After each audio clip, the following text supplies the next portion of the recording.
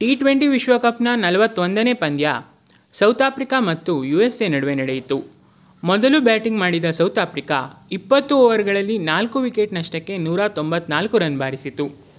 South Africa ಪರ de Kock 74, Markram 46, Klaasen ಅಜೇಯ 36 run ಬಾರಿಸಿದರು. USA ಪರ ಹರ್ಮೀತ್ ಸಿಂಗ್, ನೇತ್ರಾವಲ್ಕರ್ ತಲಾ 2 ವಿಕೆಟ್ ಪಡೆದರು. ನಂತರ ಚೇಸಿಂಗ್ ಸ್ಟಾರ್ಟ್ ಮಾಡಿದ USA 20 ಓವರ್ಗಳಲ್ಲಿ 6 ವಿಕೆಟ್ ಕಳೆದುಕೊಂಡು 176 ರನ್ ಗಳಿಸುವ ಮೂಲಕ ಸೋತಿದೆ. USA ಪರ ಗೌಸ್ ಅಜೇಯ 80, ಹರ್ಮೀತ್ ಸಿಂಗ್ 38 ರನ್ ಬಾರಿಸಿದರು. ಸೌತ್ ಆಫ್ರಿಕಾ ಪರ ರಬಾಡಾ 3, ಮಹಾರಾಜ, ನೋಕಿಯೆ, ಶಮ್ಸಿ ತಲಾ 1 ವಿಕೆಟ್ ಪಡೆದರು.